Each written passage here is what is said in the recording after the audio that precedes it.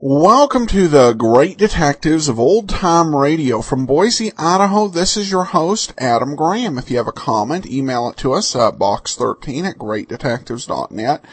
Follow us on Twitter at Radio Detectives and give us a call, 208-991-4783, and become one of our friends on Facebook, facebook.com/Radio Detectives.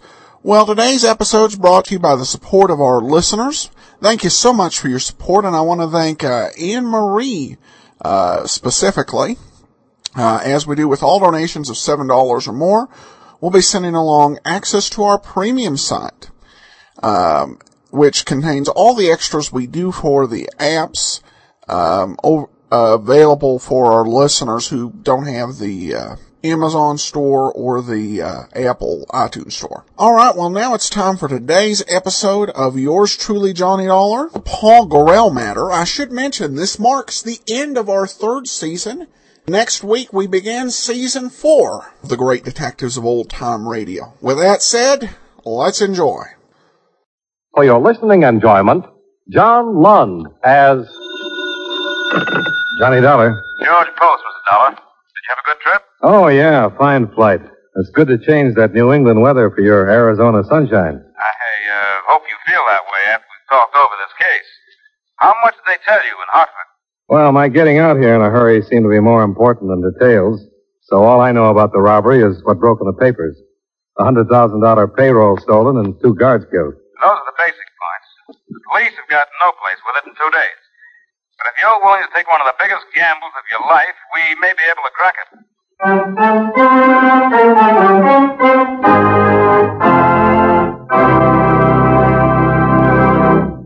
We'll return to our program in just a few moments. But first, someone once said, necessity is the mother of invention.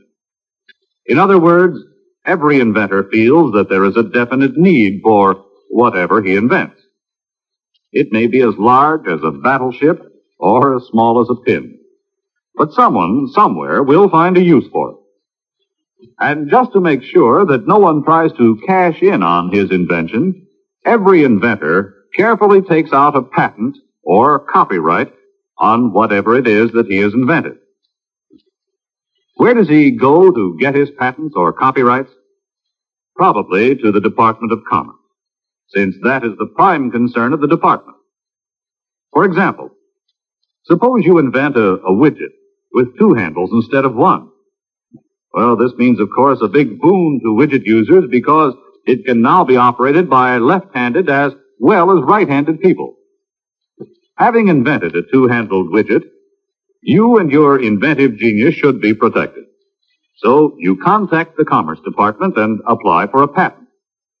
The department also registers the trademarks and labels you use in selling 2-handled widgets so that no one else can claim he invented the 2-handled widget and collect the money that should be rightfully yours when you make and sell your particular type of widget.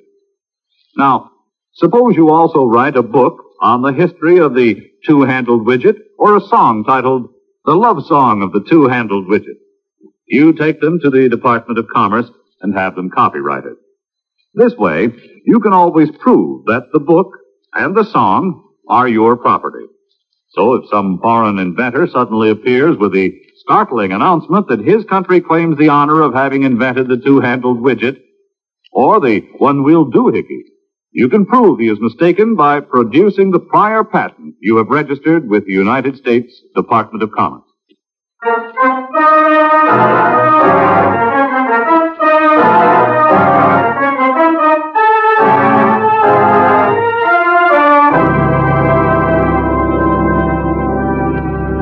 Expense account submitted by Special Investigator Johnny Dollar to Home Office, Plymouth Insurance Company, Hartford, Connecticut.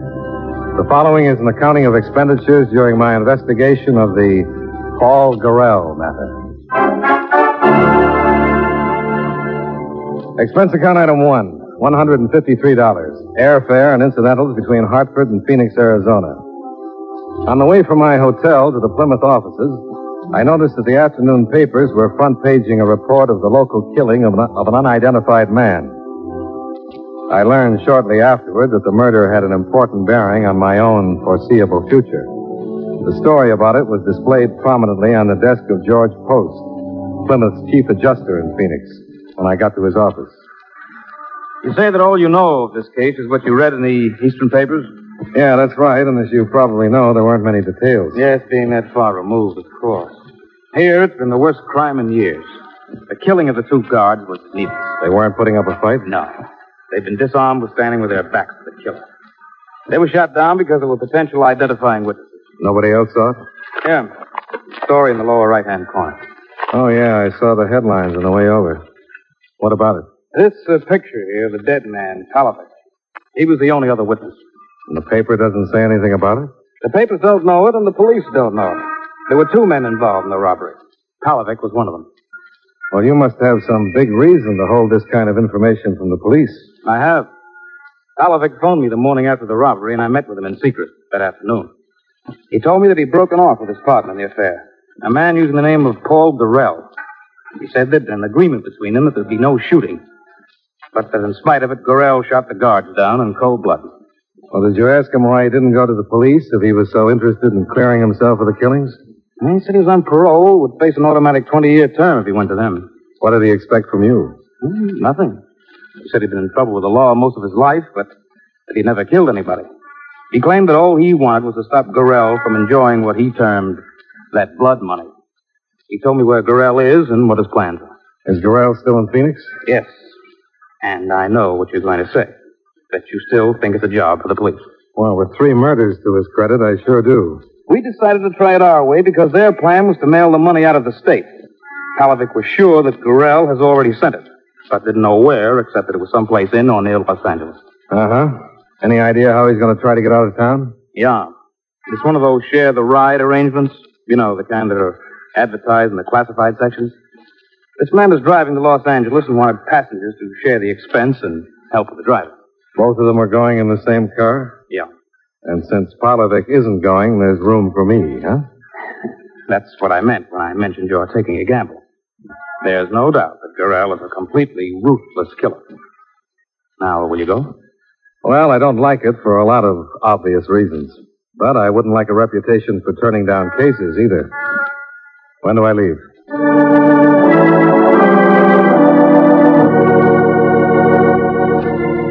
I understood why the company didn't want to involve the police. In their opinion, the chances were that more effort would be spent in apprehending the killer than in tracing down the money. But a big insurance company is one thing, and a private investigator working behind the law's back is another. And that was one thing I didn't like about the matter.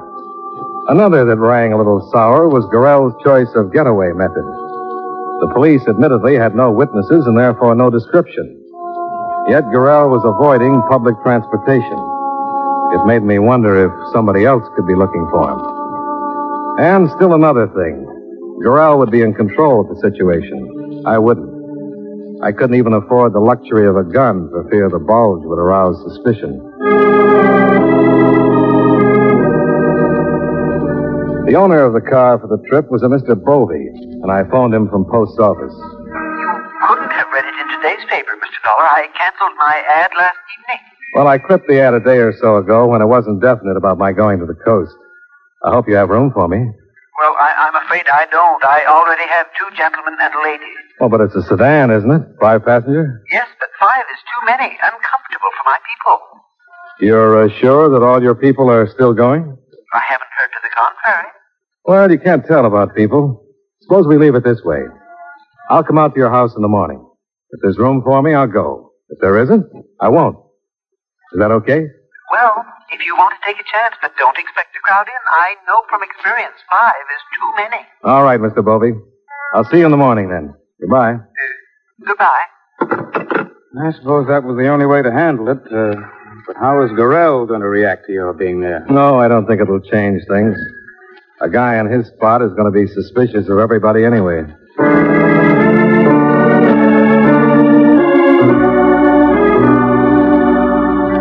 At 9 the next morning, I arrived at Bovey's address in a Phoenix suburb. He left me in a seedy living room while he put his luggage in a car that was parked at the curb in front of the house. And a minute after he came back in, the doorbell rang, and he let Gorrell in. Just leave your luggage by the door, Mr. Gorrell. Your friend, he's not with you. Brother came up. Some business deal, so he couldn't come. But why didn't he let me know? Yes, he figured I would, because I made all the arrangements with you. All the time I thought he'd call. Well, Mr. Dollar, did you hear that? Yeah, looks like I'm in luck. This is Mr. Gorrell. How are you? Hi, how are you? Mr. Dollar came this morning just on the chance that this might happen, so there'd be room for him. What, that somebody wouldn't show up? He must be psychic or something. Oh, no. Guy's got to get the breaks once in a while. Well, you two get acquainted while I pack the luggage. You, live here in Phoenix? No, I'm from the East. Connecticut. You travel all the way out here this way? I mean, in people's cars like this? Not all the way. I think I'll go outside, see what's going on. I don't want Bovey scratching my bag up.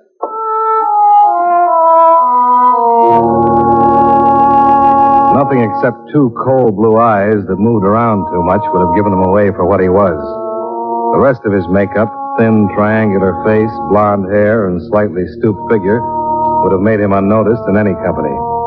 By the time I followed him outside, the fourth member of our party had arrived. She was a not unattractive brunette wearing harlequin sunglasses that made her look frightened. I wondered how she'd look if she knew who her traveling companions were. This is Mr. Shelton and Mr. Dollar. Miss Shelton? Hi. We're all loaded. All right, then we're ready. Now, how shall we arrange? How you sit? Does anyone care? Yeah, how about I take my turn driving first? I drove a cab for a while, and I know some quick ways out of town. Well, that's fine. Miss Shelton, will you sit in the back with Mr. Dollar? I like to ride in front in my own car. It's all right with me. Thank you, Mr. Dollar. The starter's right there, Mr. Gorrell. Yeah, I got it.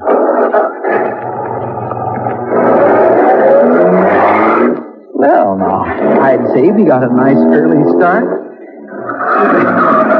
Which way are you going, Mr. Gorrell? North on Mission Drive? That's right. Turn off on Northern and hit the highway. That's that long stretch of traffic out towards Peoria. Yes, but now, this is out of the way. It just seems like it. You leave it to me. I know this town like a book.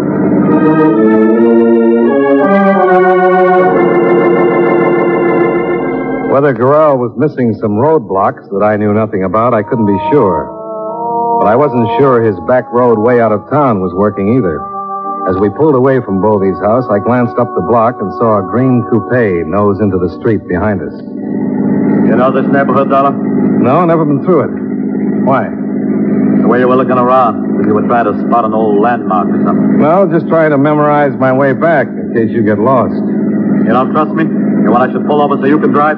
Please, Mr. Gorrell, he didn't mean anything like that. He was only making a joke. What's the matter with him? It's sore about a thing like that. What did you say, lady? I didn't quite catch it. You weren't supposed to catch it.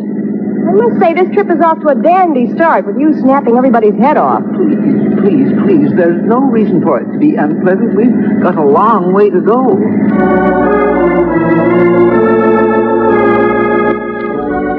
That evening, with Bovey driving, we were approaching Blythe on the California border when the car began to heat up. By the time we found a garage on the outskirts of town, it was almost dark. The report from the mechanic was that the water pump had gone, but he couldn't get a replacement until morning. I expected an outburst from Gorrell because of the delay, and I was surprised at his reaction to Bovey's apology. I just don't know what to say. I had the car gone over yesterday, and they told me everything was fine. Not your fault, Mr. Bovey. Nobody could see inside that pump. Oh, but I'm so sorry about the delay. Nobody's worried about me. For me, I'm glad it happened. I had enough of the road. And I could use a good night's sleep. Well, I don't feel so bad then. The mechanic said the motor court in the next block is a nice place. Shall we go look at it? Why not? Might as well. All right, come along then. Wait a minute. What's the What, matter? Mr. Gorrell? Make it on the inside. I can't let them see me. He wanted to run as the green coupe slowly came abreast of us, but he didn't. I expected gunfire, but none came. Only the beam of a flashlight that held briefly on Gorrell and then snapped off. I spotted two men in the coupe as it rolled away from us. Then I turned with Bovey and the girl to see how Gorrell would explain himself. Sorry. Thought it was somebody I knew. Somebody I didn't feel like talking to just now. He didn't realize how lame the excuse was. I didn't think the others saw it, but from where I stood, I watched his hand streak for the automatic he wore under his arm.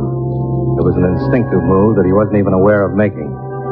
But from a man who had been relaxed and confident of a getaway, he'd turned back into an unpredictable killer.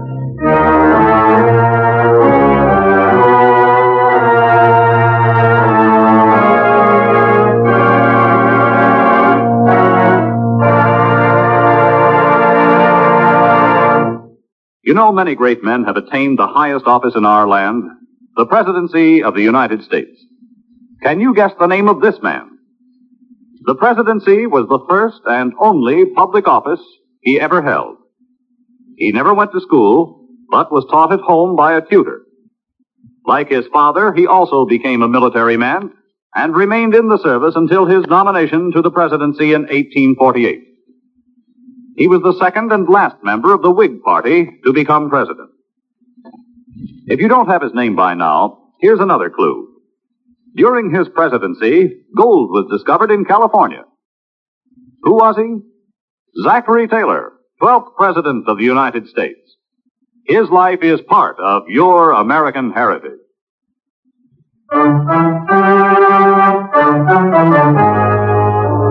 And now, with our star, John Lund, we bring you the second act of Yours Truly, Johnny Dollar.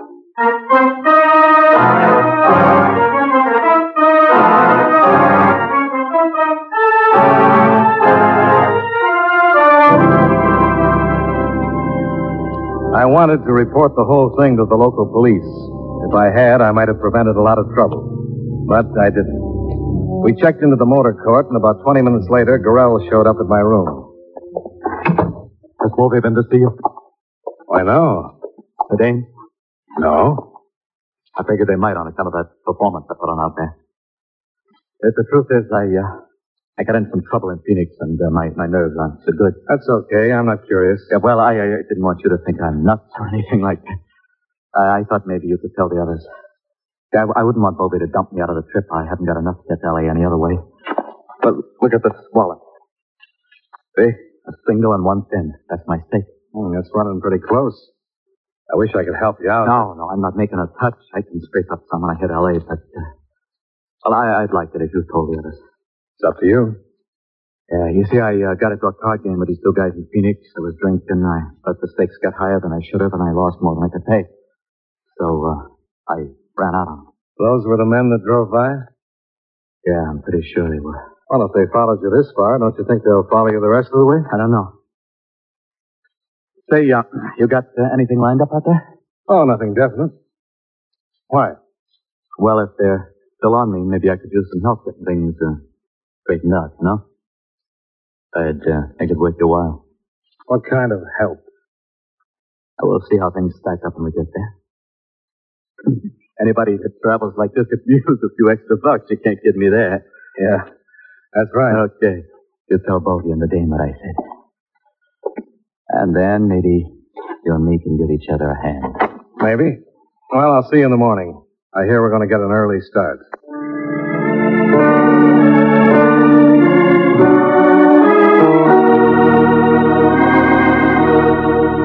It was about 4 p.m. when the Share of the Ride trip ended on a street corner in downtown Los Angeles. Bovey drove away, the Shelton girl disappeared in the crowds, and Gorrell and I took a cab. The Prince Hotel on Spring Street. Right, get in, Dollar. Here's how it is. Before I left Phoenix, I shipped some of my stuff. Clothes, personal papers, and some cash that I didn't want to carry. You know, you can't tell what kind of people you're going to run into, travel and share the ride like we did. Yeah, I guess that's right. Now, you see, if I get that suitcase, I can pay off. And these guys will have to leave me alone. But the way things are, I got an idea they'd beat my head off if they caught up with me. So it would be worth $25 if you'd go get that suitcase and bring it to me. Oh, that sounds simple enough. I figured his pitch was based on desperation rather than stupidity. He knew he was still being followed, or he never would have trusted a stranger with $100,000 that had already been worth 3 killings. And his letting me get this close to it made me wonder whether the 4th killing wasn't already in his mind.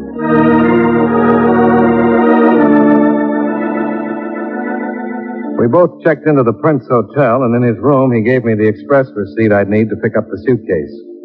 I left him and made my first stop at a phone booth. I called the police, told them my story, and arranged to meet a plainclothes sergeant from homicide a block away from the express office.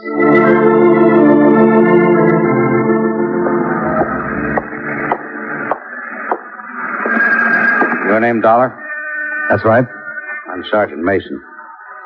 I don't know what to make of this story of yours. Well, that's just why I asked if you could meet me. I want you on hand when I deliver that suitcase.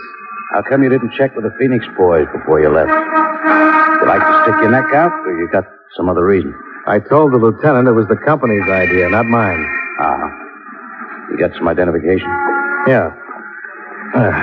Here you are. Yeah, okay, darling. But I don't go for you private boys that play at lone wolf till it gets too hot and then yell for us. I'll go along because I've been ordered to. But don't think I'm eager. I gathered that.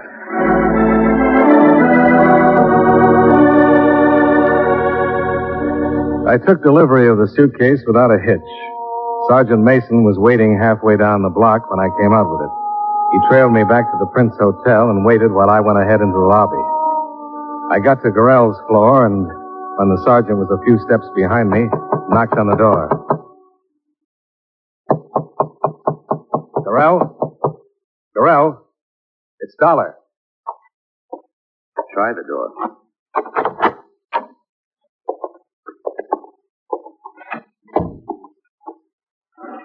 Well? I'll take a look in there.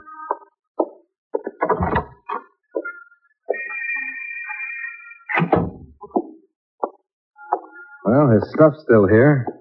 There's no sign of a struggle. No sign of anything. Do you have any idea how empty the story of yours sounds, Dollar? Yeah, I suppose it does.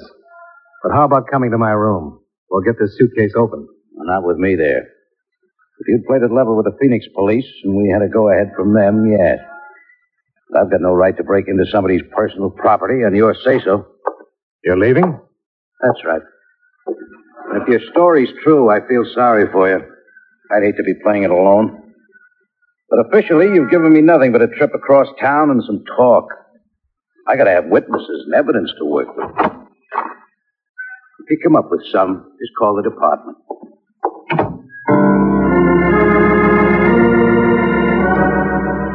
I hope the company will remember Sergeant Mason's procedure the next time there's a choice between working with the police or without them. He had every right to walk out, and when he did, this is what he left me with. A, the obvious possibilities involving the suitcase and whoever was after it, and B, the fact that returning to Phoenix with the money and without Gorrell would put me in the light of aiding and abetting the escape of a murderer.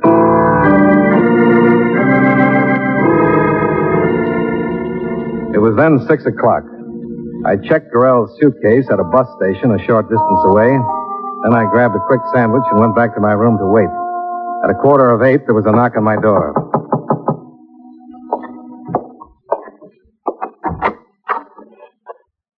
Aren't you going to invite me in?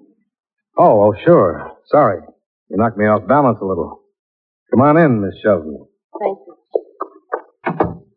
I don't suppose there'd be a chance that you just listen to me without asking any questions and then do what I tell you to. What would you tell me to do? Pack up and get out of here. Out of town would be better. Why?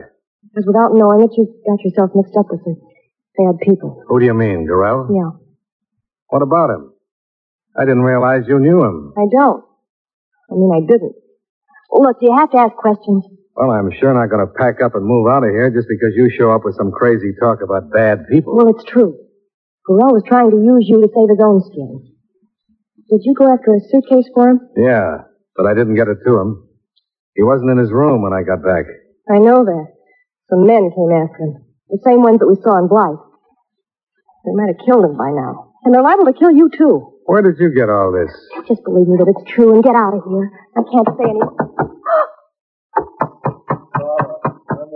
It's Gorrell. Don't wait a minute, please.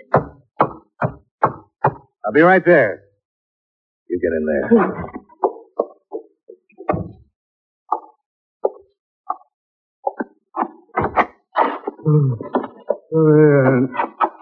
What happened to you? Got away from came for my suitcase. Good. What? Gorrell. Is he dead? No, not yet.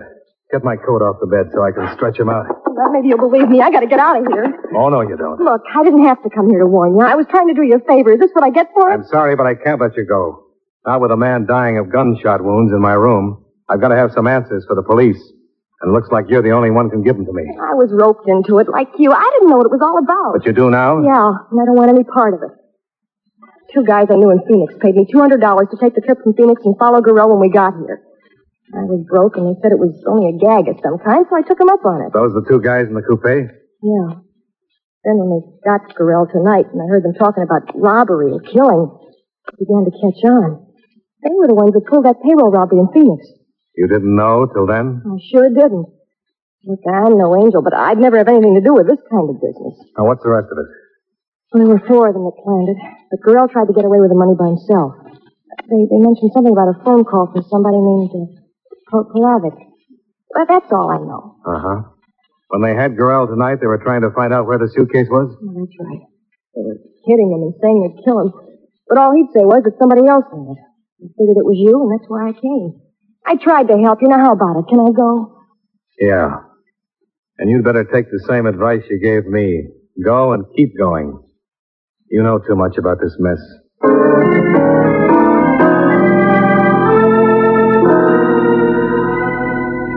After she left, I called Sergeant Mason in the emergency hospital. Gorrell was still unconscious when I opened the door about 15 minutes later. I assumed it would be Mason, but it wasn't. Back in the room, Dollar. I've got you.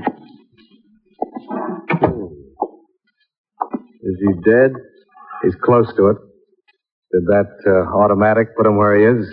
Stay out of what's none of your business, and you won't get some of the same. Gorrell made it my business. He talked before he passed out. That's too bad. Did he tell you he chalked up another killing to his credit tonight?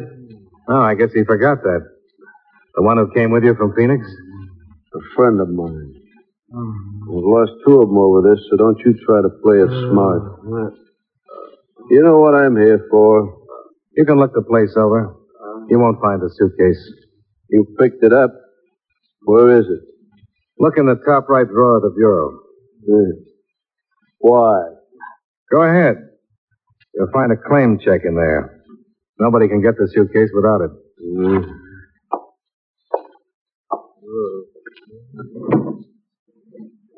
This don't say where it is. Where did you leave it? It's in a bus station. If you leave by the rear door, you go down the alley to... You keep quiet.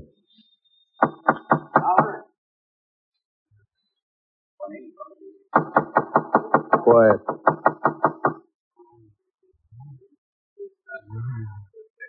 Harris. Shut up, I'll kill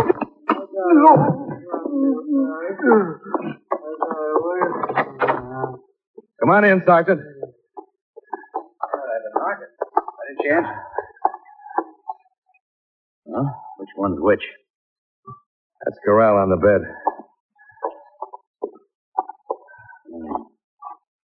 I guess he won't live long enough to profit by this.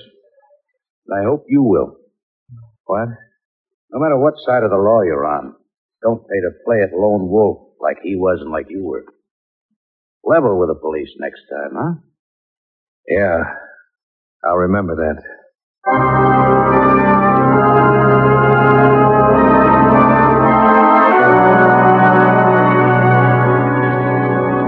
Expense account item 2, $63.80. Miscellaneous between Los Angeles and Phoenix. Item 3, same as item 1, transportation back to Hartford. Expense account total, $369.80. Yours truly, Johnny Dollar.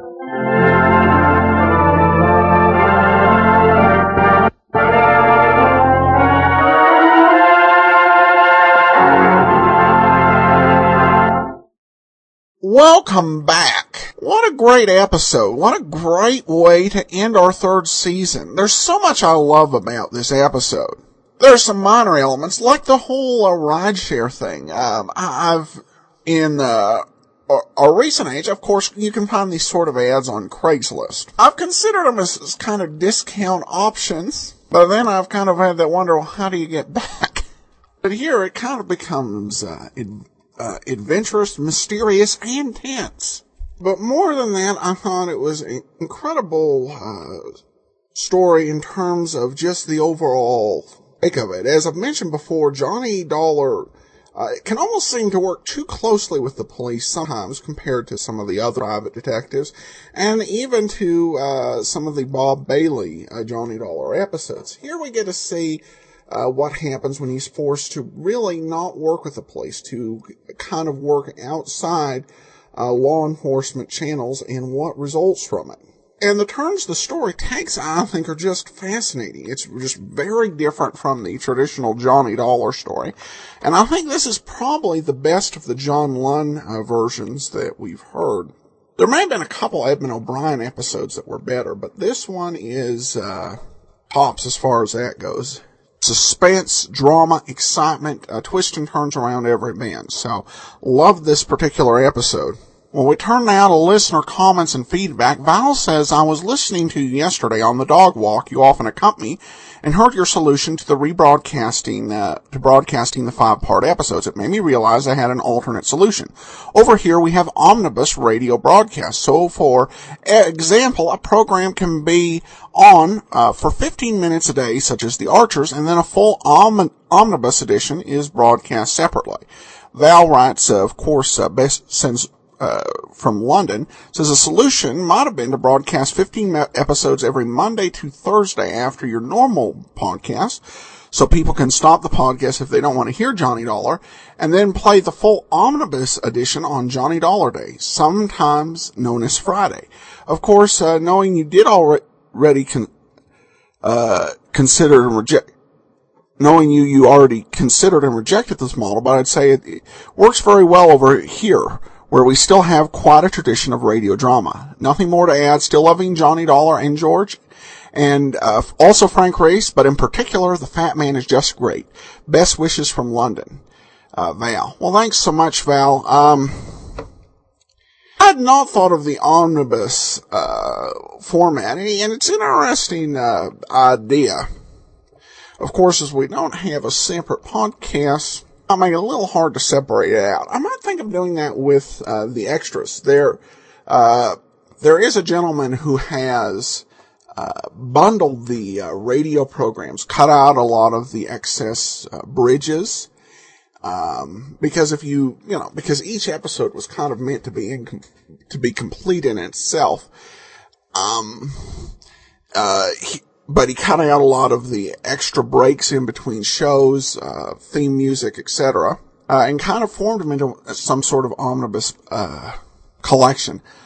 He hasn't done it with all of them. He's got a goal to get them all done next year, so probably won't all be done by the time we start podcasting. But I might think of doing that as an extra for some of our listeners who might just want to listen to all 5 episodes all together. So I'll keep that in mind. Thanks so much. And I should say, the UK definitely, which I do sometimes think that, we just had that 30th anniversary of the end of old time radio. And I've heard some folks, overstate, what it meant. Some people have said that it was the end of radio drama. Not really. It wasn't the end in the United States. Certainly there have been a lot of talented people who have carried on not only through the radio revival shows of the 1970s here in the United States, Certain religious radio dramas continued unabated for many years. In fact, one, Unshackled, began in 1950 and continues to broadcast to this day. And of course, overseas, radio drama has not gone away at all. I often find myself taking a listen to some of the radio dramas that are on BBC Radio 4 and BBC Radio 4 Extra.